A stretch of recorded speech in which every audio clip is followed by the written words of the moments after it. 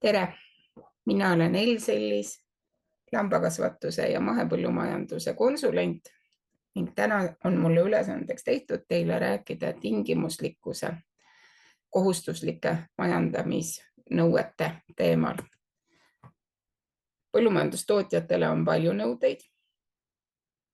Põllumajandustootjad sätivad esiplaanile nagu väljastpoolt sektorit tulevad nõuded, mis on seotud raha saamisega ja need on tingimuslikkuse nõuded ja toetuste määrused. Lisaks tulevad nõuded Eesti ja Euroopa Liidu õigusaktidest, sellest, kuidas me ise tahame näha Eesti põllumajandust ja ka meie pere ja ühiskond on teatud ootustega põllumajandustootjate suhtes. Tingimuslikkuse nõuded on seotud looma- ja pindalatoetuste taotlemisega ehk põllumeeste keeles siis PRIA toetustega. Tingimuslikkuse nõudeid on 3 eri tüüpi. 2025. aastal lisandus sotsiaalne tingimuslikkus, mis on Tööinspektsiooni pärusmaa ja seisab teise 2 tingimuslikkuse grupi nõuete kõrval. Tänases videoloengus me räägime kohustuslikest majandamisnõuetest. Nagu kõrval olevalt jooniselt näete, on need keskkonna, rahva, looma ja taive tervise ja loomade heaolu valdkonnast seotud puhta vee, elurikkuse, toidu ja söödaohutuse, loomade heaolu ja taimekaitsevahendite õige kasutamisega. Veel kord siis rõhutan, et tänases loengus me jõuame rääkida ainult kohustuslikest majandamisnõuetest, mis põhimõtteliselt tulenevad Euroopa Liidu ja Eesti õigusaktidest, kuid neid teeb eriliseks see, et nad on seotud looma- ja pindalatoetuste väljamaksmise ja PRIA Põllumajandustoiduameti ja Keskkonnaameti kontrollidega. Veebis on rohkesti informatsiooni nende õigusaktide kohta, aga täna proovime need õigusaktid siis koos läbi käia. Võib-olla nii on lihtsam neist ka pärast orienteeruda ja oma ettevõtte jaoks need sobivad õigusaktid välja otsida. Kui kõiki õigusakte järjest vaadata, siis tundub, et see on nagu lõputu soo, kuhu võib ära uppuda. Kui aga lähtuda sellest, mis tüüpi on teie enda ettevõtte, siis on kergem orienteeruda. Kõrvalise võib kõrvale jätta ja minna edasi ainult sellega, mis teid ennast puudutab. Veel kord rõhutan, et need tänases videoloengus käsitletavad teemad on õigusaktide nõuded nii ehk naa, aga tingimuslikkus tähendab siis seda, et nad on seotud pindala- ja loomatoetuste saamisega. Alustame taimekasvatajatele ja loomakasvatajatele ühistest nõuetest, sest maheloomakasvatust väga ei kujutata ette ilma taimekasvatuse pooleta ka, et vähemalt rohumaade osas on ta sageli olemas ja kõik need kohustuslikud majandamisnõuded on nummerdatud, neid on 11 ja et asi oleks keerulisem, siis ei ole nii, et ongi ainult 11 nõuet, vaid neil nõuetel on alajaotused ja kohustusliku majandamise nõue number 1 sisaldab päris palju alajaotusi. Esimene käsitleb veeloa kohustust. Kui ettevõtte vee tarvitamine ületab teatud piirid, 30 kuupmeetrit ööpäevas või 150 kuupmeetrit kuus või rohkem kui 10 kuupmeetrit ööpäevas, pinnaveele ja põhjaveele on siis erinevad kogused, siis tekib ettevõttel veeloa kohustus. Taimekasvatuses on Eesti oludes ilmselt reaalne katmikkalade puhul ja võib-olla ka aianduse ja köögivilja kasvatamise juures ning loomakasvatuses. Järgmine nõue käsitleb fosforväetiste kasutamist. Et kui vaadata nüüd neid nõudeid, siis on omad reeglid fosforväetiste ja lämmastikväetiste kasutamisele, mida rohkem jälgitakse. Ja fosforväetiste nõuded on üle Eesti jälgitavad ja kontrollitavad ja nende nõuete eesmärk on põllumajandusest lähtuva fosfori reostuse vähendamine ja vältimine. Reegel on, et väetisi ei panda kaevu kõrvale. Tundub nagu iseenesest mõistetav, aga paistab, et nagu meil on midagi katki läinud, et me peame selle reegli panema kirja et justkui muidu ei oska jälgida. Veeseadusest tulenevalt on kehtestatud hooldusalad veevõtukohtade ja allikate ümber ja suhteliselt lihtsaks on tehtud see nõude jälgimine sellega, et kui teate, kus teie maad on, siis PRIA veebikaardil nii sisse logituna kui ka avalikul veebikaardil, kui lülitate sisse veeaarde sanitaarkaitseala kihi, siis näete, et puurkaevu ümber tekib selline ring ja sellest ringist seespool siis ei tohiks fosforväetisi kasutada. Loomakasvatuse poole peal tuleb ka nõue, et seal ei tohiks karjatada. Kohustuslike majandamisnõuetega on paika pandud see, et me peame pidama põlluraamatut. Põlluraamatu pidamise nõue tuleb veeseadusest. Ja nüüd on oluline õigesti aru saada, et põlluraamatus on rohkem vaja kirja panna, kui see praegune slaid seda eeldab või nõuab. Aga siia on välja toodud need punktid, mida kontrollitakse, mida Keskkonnaamet kontrollib seoses KM1 nõudega 4. Jõudsite lugeda või panete pausi peale, vaatate pärast, kuidas sellega siin on. Aga need asjad peavad siis põlluraamatus kirjas olema. Jällegi aitab meid nõuete täitmise juures PRIA veebikaart. Siin on ekraanivaade avalikust kaardist ja mida peaks siis jälgima, on see, et kus kohas on veekaitsevööndid. Sellel kaardil ma ekstra otsisin sellise koha, kus on näha, et veekaitsevöönd on sellise punase joonega, aga selle kõrval on sihuke eledam joon ja see tähistab eesvoolu kaitsevööndit. Mingil seletamatul põhjusel minu jaoks ei ole ma looduses aru saanud, miks nad nagu kaardil kogu aeg ei kattu, aga nii on ja sellega tuleb arvestada, et siis need veekaitsevööndi, veehaarde sanitaarkaitseala tsoonid ei ole väetiste kasutamiseks ja veekaitsevöönd ei ole ka majandustegevuseks. Heina niitmine on seal lubatud, aga vilja kasvatamine ei ole lubatud. Samamoodi oma maadel peaksite vaatama, kus on puurkaevude sanitaartsoonid, võivad ulatuda päris kaugele põllumassiivi sisse, et tegelikult selles kaevukaitsetsoonis on fosforväetiste kasutamine keelatud.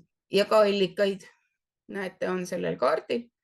Võib-olla te ei teagi kõiki oma kodulähedasi allikaid, aga samamoodi siis põllumajanduse ja väetamise koha pealt kriitiline koht.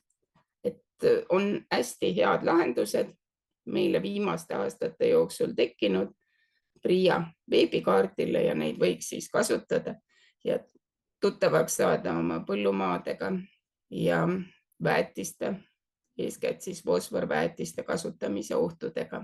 Veel sellest samast PRIA veebikaardist, et praegu on siin sisse lülitatud suhteliselt palju põllumajanduse veepiirangutega või veekaitseliste kitsendustega seotud kihte ja näete ise, et on võimalik tuttavaks saada oma põllumajandusmaa piirangutega.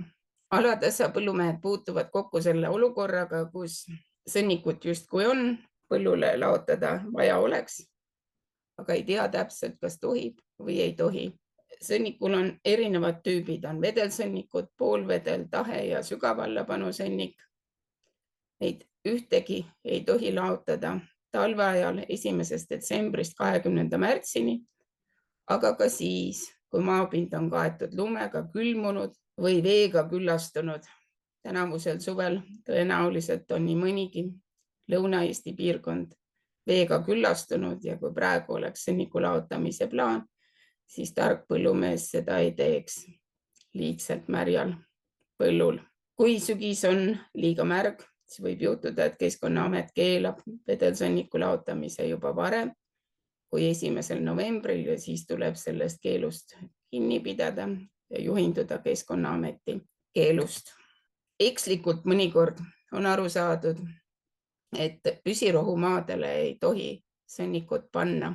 Tegelikult tohib, tuleb ainult laotamisaegadest kinni pidada ja see punkt siin, et 1. novembrist kuni 30. novembrini võib laotada sõnnikut. Kui see 24 tunni jooksul mulda viiakse, siis see on pigem erand just selles suunas, et suvel võib seda sõnnikut seal püsirohumaa peal laotada ja ei ole teda vaja kohe kamarasse künda, sest kasvavad taimed suudavad seda tarbida ka nii, et teda ei pea kamarasse viima, seda laiali laotatud sõnnikut.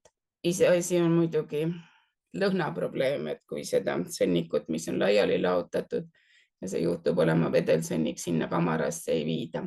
Kui põllul ei ole taimi, siis on vajalik, et sõnnik viiakse mulda 24 tunni jooksul laotamise lõpetamisest, arvates, et põllumehed vahel viskavad nalja, et ei jõuagi teda laotada, kui juba peab otsast kündma hakkama. Et siin on ikkagi asjad loogilises järjekorras. Kui tööjõudu ei ole võtta, siis teed ise kõik asjad järjest, aga sõnnikut küntud maa peal või musta maa peal, musta kesa peal liiga kaua ei ole vaja hoida. See ei ole mõistlik tegu. Külmunud maapinnale sõnnikut ei laotata ja vette ka sõnnikut ei panda. Et tundub üsna arukas põllumajandusega seotud keskkonnanõue.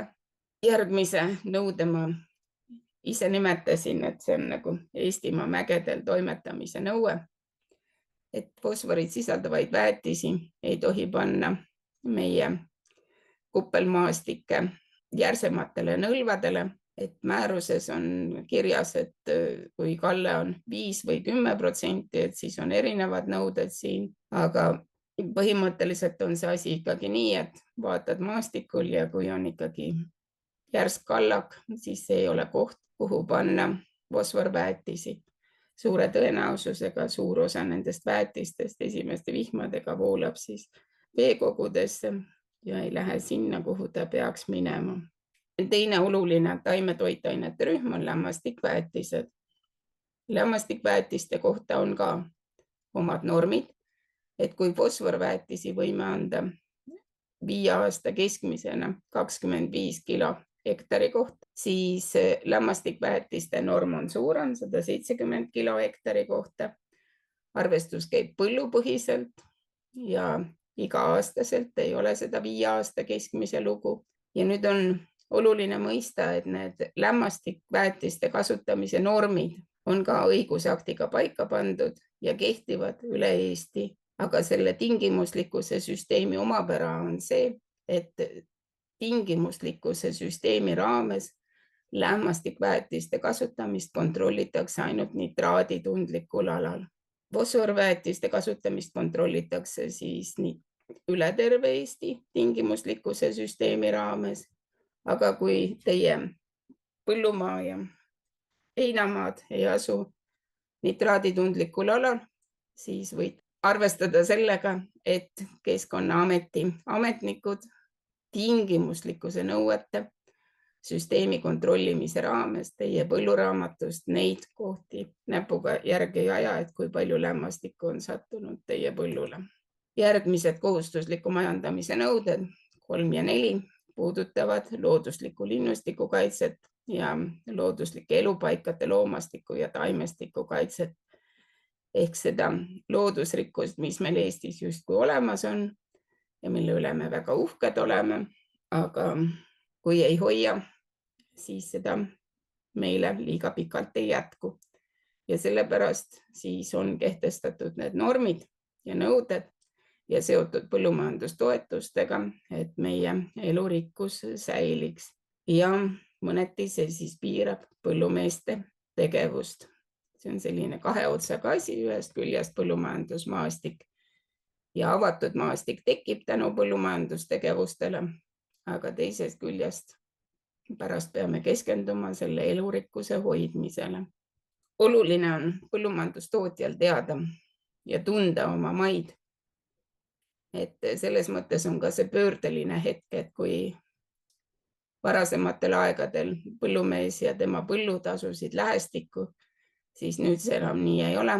Põllumees kui omanik ei pruugi oma maad nii hästi tunda. Reeglid aitavad siis meeles pidada, et kui mingi karjamaa või heinamaa on kaitsealal või püsielupaigas, siis võivad seal olla liikumispiirangud ja niitmise ajapiirangud ja nendega siis peab arvestama, tuleb viia kurssi ja nendega arvestada. Samamoodi kui maad asuvad kaitsealas või haruldase liigi elupaigas, piiranguvööndis, siis on mõned tegevused seal keelatud. Loomulikult, kui selle kaitseala eeskiri lubab seal mööndusi, siis kaitseala eeskiri on ülimuslik praegu selle KM nõude suhtes. Aga põhimõtteliselt, kui olete sellise kõrge loodusväärtusega alal toimetamas oma loomadega või oma põllumajandusega, siis ei saa väga lihtsalt koppa maa sisse lüüa, vaid enne peab kaitseala valitsejaga nõu pidama. Üldjuhul on keelatud uute maaparandussüsteemide rajamine, puhtpuistute kujundamine, energiapuistute rajamine, tiikide, kraavide kaevamine ja väetiste, taimekaitsevahendite kasutamine. Kaitseala valitseja nõusolekut on vaja, kui tahate ehitada teed, mis võib-olla tundub teile, et nagu ei olegi suur sekkumine looduse ellu, aga reeglid on niisugused, et keegi peab teie otsused üle vaatama ja sama lugu, et te pole üksi selle elurikka maastiku hoidjad, vaid peate pidama nõu teiste inimestega, kui tahate seal suuremaid muutusi ette võtta. Biotsiidide ja taimekaitsevahendite kasutamine puudutab mahetootjaid vähe, aga vahel tundub, et ei peaks küsima luba puude mahavõtmiseks, näiteks puisniidul, et alles tohtis seda puisniitu taastada ja puid vabalt maha võtta. Aga kui juba puisniit on oma õige ilme saavutanud, ei saa enam üksi toimetada, tuleb oma tegevused kooskõlastada. Kui see meeles pidada, võib-olla siis läheb kõik hästi. Võib-olla sellepärast, et loodus tahab rahulikult areneda, et ega sellised kataklüsmid talle ei meeldi, et kord laseme kinni kasvada ja siis raiume jälle kiiresti tehnikaga lagedaks. Et olen ikka öelnud, et lammas ja maastikud sobivad kokku, kui lammas saab süüa seal nurmelt 100 aastat järjest, mitte kord või paar 100 aasta jooksul. Et sellepärast siis ka siin eespool ütlesin, et võib-olla siis saavad asjad korda. Sihtkaitsevööndis on majandustegevus keelatud ja loodusvarade ja pinnase ja ka jää võtmine veekogust probleemne. Nii et kaitsealadel, püsielupaikades, kaitstavate loodusobjektide juures toimetamisel on omad reeglid. Aga kui me nende reeglitega arvestame, siis või neid tundma õpime, et mõnikord ju ei juhtugi asjad sellepärast, et meil on ükskõik, vaid me lihtsalt ei oska õigesti toimetada. Aga kui siis on reeglid tundma õpitud ja nendega arvestatud, siis loodus kingib meile vastu kenasid vaateid ja kenasid taimi. Järgmine KM nõue number 5 puudutab toidu ja söödaohutust. Need on erinevad nõuded ja need on erinevates õigusaktides nagu toiduseaduses, söödaseaduses, erinevates põllumajandusministri määrustes ja seotud selliste loomulike asjadega, et toit ja sööt peab olema ohutu, hallitanud sööta ja toitu ei peaks sööma ei loom ega inimene, aga tähelepanu pööratakse sellele rohkem eeskätt sellepärast, et võib-olla see on loomulik, et nagu hallitanud ja halba sööki ei paku ei inimesele ega loomale, aga selle toiduohutuse nõude täitmiseks on teatud paberid, failid, registrid, mida tuleb täita ja regulaarselt ette näidata. Ja oluline märksõna seal on jälgitavus, et oleks näha, kust tuleb tooraine ja kuhu lähevad vahesaadused ja kuhu läheb lõppsaadus. Toiduohutuse nõuete paberimajandus on oluliselt väiksem ja kontroll väga ei kohaldu, kui toodetakse ainult oma tarbeks, aga taimekasvatajatele on siin nüüd oluline öelda, et kui te oma teravilja müüte loomadele söödaks või loomakasvatajatele teete heina või silo, siis te peate ikkagi ise olema söödaregistris, sellepärast et loomakasvatajad tegelikult ei tohi teie käest osta loomade sööta, kui teie ei ole söödaregistris. Samamoodi kõik loomakasvatajad, kes turustavad oma loomi või müüvad elusalt teistele inimestele, peavad ise olema söödaregistris ja registreerima seal oma sööda tootmise, heina ja silo tegemise, transpordi ja ladustamise. Mahetootjaid väga ei puuduta. KM5 nõue 8 see osa, mis puudutab geneetiliselt muundatud seemneid ja keemiliste ja sünteetiliste taimekaitsevahendite ja biotsiidide kasutamist. Aga olen kogu aeg kõnelenud, et tegelikult peaks ikka tavatootjad kõik kirjutama üles, kust nad ostavad sööta, milleks kasutavad. Aga lihtsalt, kuna neid kontrollitakse harvem, et siis tundub, et see on mahetootmise nõue. Tegelikult ta ei ole seda. Selle slaidi nõuded siis kirjeldavad ka olukorda, kus toidu ja sööda tootmisega kaasnev paberimajandus peab siis tagama usaldavuse ja toidu jälgitavuse ja toidukäitleja ja söödakäitleja peavad siis kontrollidega igakülgset koostööd tegema, kui selgub, et kas neist olenevatel või neist olenemata põhjustel on midagi valesti läinud. Taimekaitsevahendite kasutamine on kohustuslike majandamisnõuete punkt 7. Need nõuded tulevad taimekaitseseadusest ja veeseadusest. Ja siin nagu mahetootjatele liiga palju rääkida ei ole. Võib-olla ainult siis seda, et see peaks olema ka siis see punkt, mis meid natuke kaitseb juhuslike taimekaitsevahendite triivide eest, et me saame pöörduda ja paluda, et ka nende puhul arvestatakse sellega, et mahetootja seal võib-olla oma süüd ei olegi, aga juhtus see taimekaitsevahendiga saastamine ja võib-olla siis see on see koht, kus me saame paluda, et selle KM7-ga arvestatakse kõikide tootjate juures. Ja jõuamegi loomakasvatajateni, mis tähendab, et taimekasvatajate jaoks võib-olla järgnevalt enam midagi huvitavat ei ole.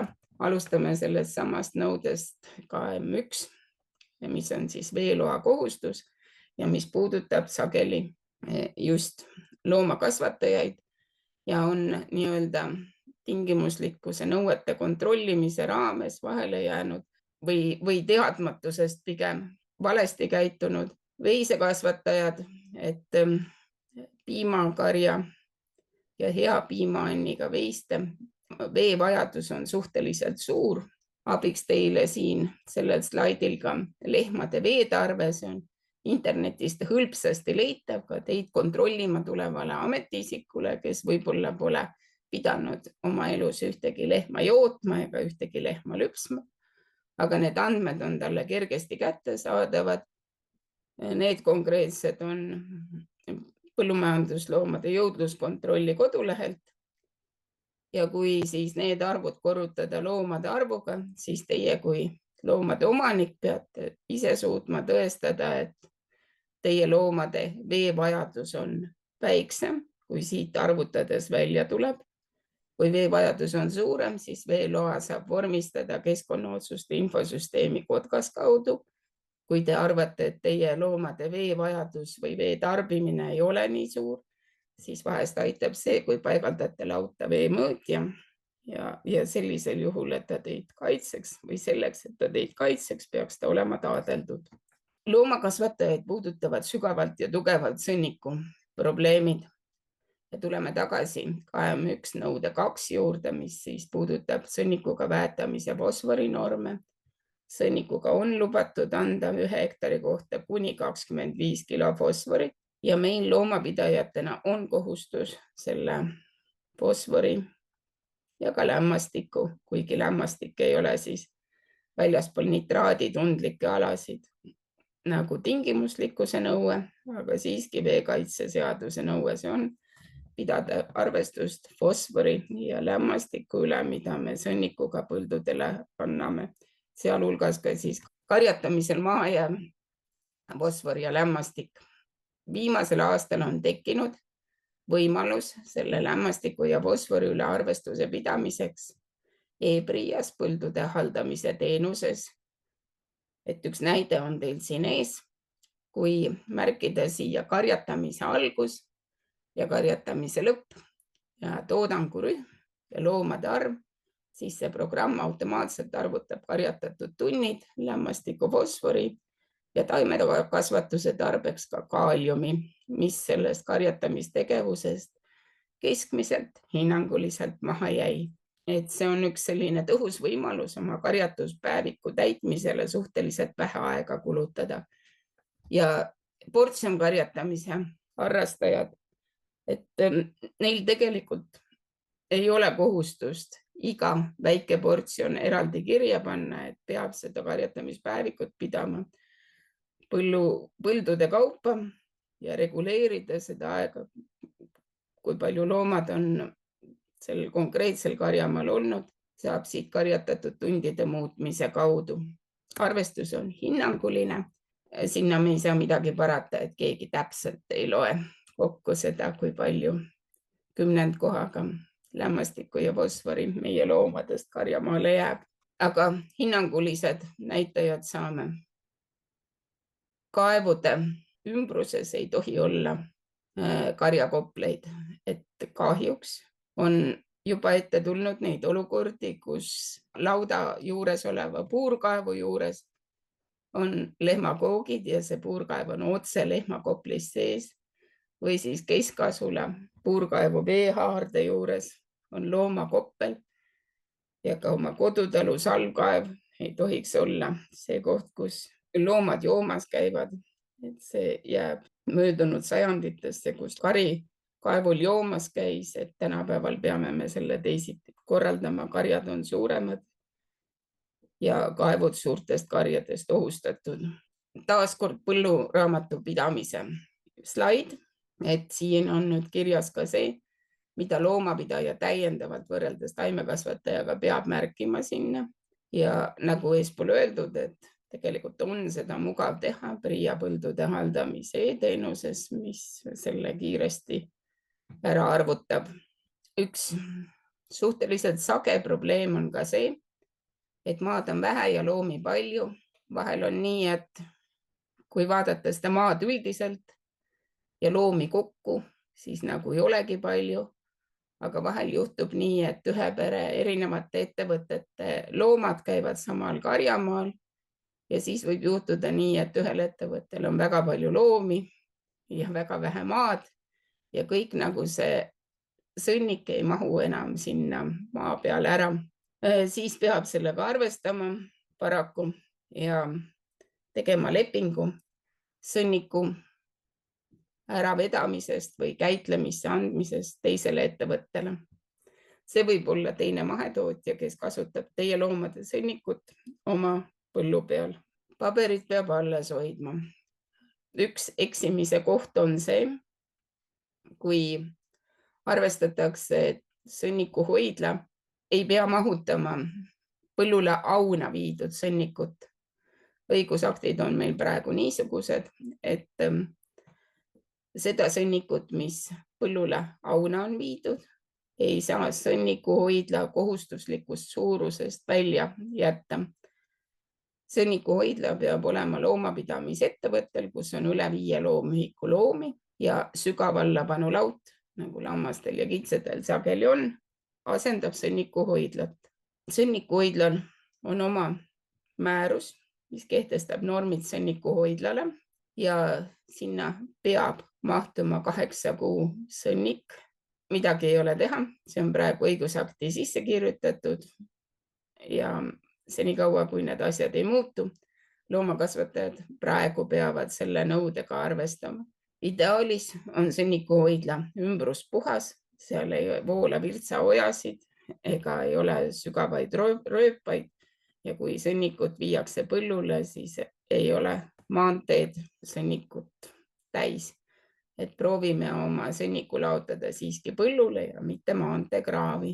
KM1 nõuded 8 ja 9 aitavad meid selle juures, selle vaikse ähvardusega, et kui läheb halvasti, siis võib juhtuda, et meie toetusi vähendatakse. Kui loomapidajal on sõlmitud leping kolmanda isikuga, kes seda töötleb kasutab või hoiab, siis tema enda hoidla peab mahutama vähemalt 1 kuu sõnniku koguse. See tähendab seda, et see partner peab olema usaldusväärne ja et temale saab jäägitult loota. Põllule viidud sõnnikuhunnik on kaasaegse uhke nimega sõnnikuaun ja sõnniku hoidmisel põllul on rohkesti nõudeid. Et kui nüüd seda videoloengut järgi vaadata, siis saab selle rahulikult pausile panna, aga ma koondasin siia kokku veeseadustest ja määrustest sõnniku põllul hoidmisega seotud nõuded. Kui sõnnikuhunnik jääb põllule kauemaks kui 2 kuuks, siis peab sellest teavitama keskkonnaotsuste infosüsteemi KOTKAS kaudu ja kõik need meetrid siin vasakule ja paremale, et see KOTKAS kenasti arvestab ära ja annab teada, kui sa oled planeerinud sõnniku auna sinna, kuhu tegelikult keskkonnareeglite ja looduse seaduste järgi see sõnnikuhunnik hästi ei sobi. Kui sõnniku auna hoitakse põllul üle 2 nädala ja kuni 8 kuud, siis ta peab nii pead kui alt olema kaetud. Sõnniku puhul on oluline üle 2 aasta määrata laboris tema kuivaine sisaldus. Et kuigi me võime eeldada, et ühetaoliselt toodetud sõnnik on kogu aeg ligikaudselt sama kuivaine sisaldusega, siis praegu õigusaktid ütlevad, et üle 2 aasta peaks seda sõnniku kuivaine sisaldust taas ja taas määrama. Miks see on loomakasvatajale oluline?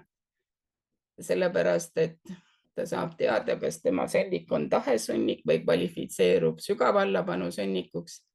Erinevus on kuivaine protsentides. Sügavallapanu sõnnik on see sõnnik, mida saame hoida põllul kuni 2 aastat. Sõnniku aunastamisega on see lugu, et 1. novembrist kuni 31. detsembrini sõnniku auna moodustada ei saa.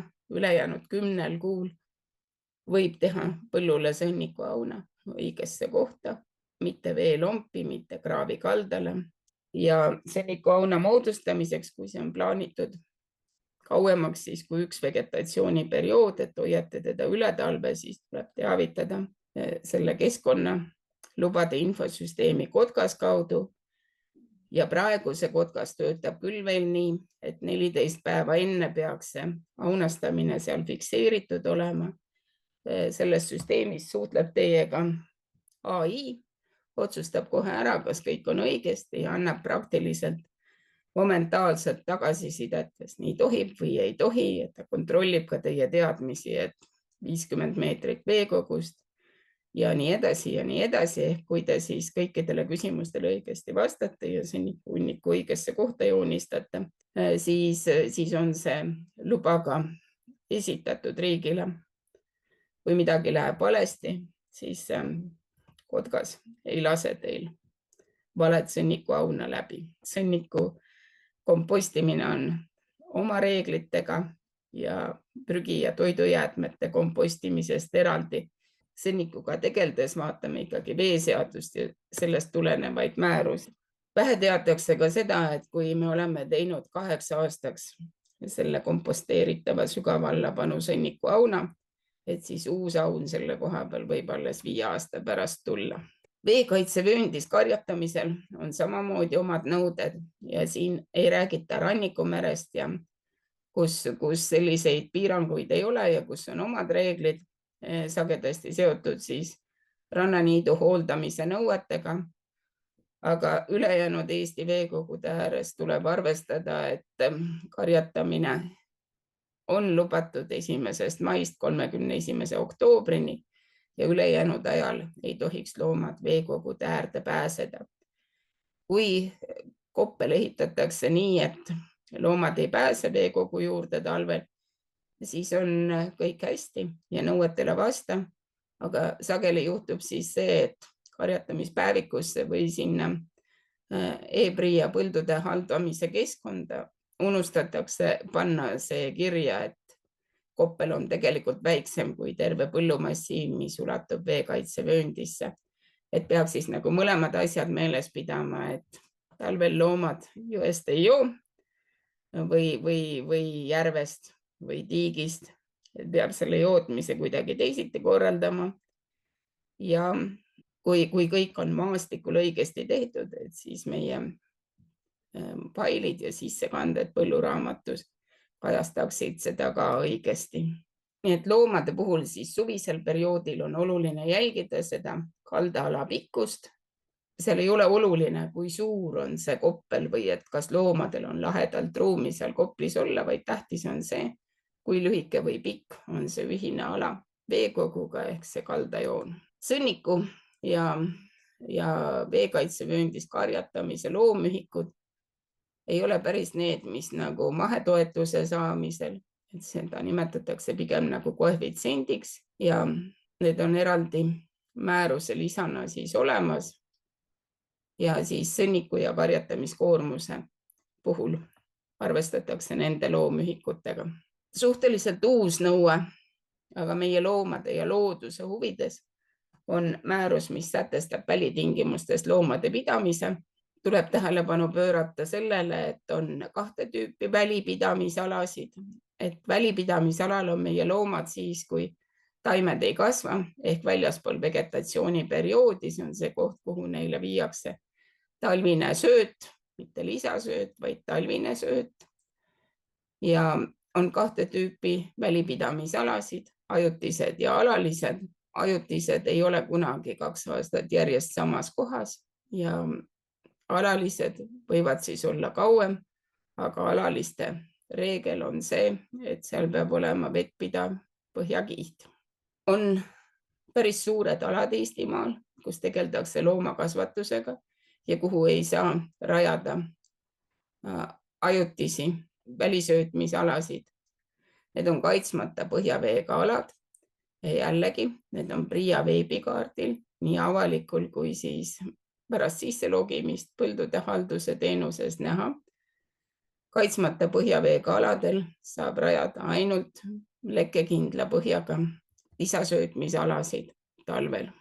Et need alad täpselt ei kattu, ma korraks panen selle eelmise kaardi tagasi, et siin on kaitsmata põhjaveega alad ja see rohekas sinine taust on nitraaditundlikud alad. Et osaliselt kattuvad, osaliselt ei kattu, aga siis kaitsmata põhjaveega alal ei tohi neid ajutisi ehk ilma lekkekindla põhjata välisöötmisalasid teha. Veel natukene suurem kaart Eesti kohta, kus on näha, et need kaitsmata põhjaveega alad ei ole nii väga haruldased midagi, aga kui siis teie loomapidamine satub kaitsmata põhjaveega alale, siis tuleb tähelepanelikult lugeda, millised nõuded seal on. Talvist söötmiskohta ei tohiks teha sinna, kus on maaparandussüsteemid, ei tohi teha veekaitsevööndisse, kaevu lähedale ja kaitsmata põhjaveega alal, siis saavad olla ainult veekindlad talvised söötmisalad. Loomakasvatuse poole pealt siis sööta ostes peaksite vaatama, kas teile sööda müüa on söödaregistris. Mõned nõuded on siin natukene kummalised selles mõttes, et ütlevad, et piim peab olema puhtalt toodetud, munad peavad olema puhtalt toodetud, aga ju siis on olnud midagi valesti, et tuli õigusakti sisse kirjutada. Hormoonide kasutamine suuresti ei puuduta mahetootjaid, aga ravimiarvestus küll, et ravimiarvestuse juures siis mahetootjad peavad pöörama tähelepanu sellele, et nende ravimikeeluaeg on alati 2-kordne võrreldes sellega, mis ravimi infolehele on kirjutatud.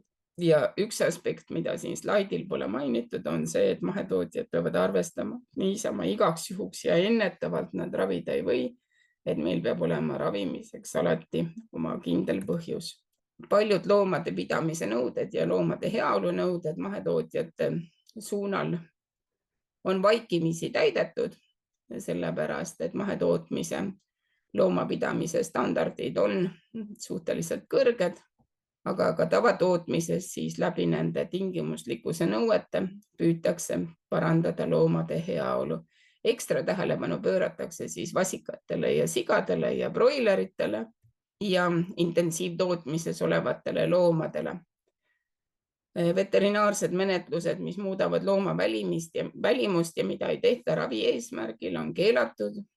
Tuleneb see nõue loomakaitseseadusest ja on kõigile loomapidajatele ühetaoline nõue. Tänan tähelepanu eest, kui jaksasite lõpuni kuulata. Jõudu kohustuslike majandamisnõuete täitmisel.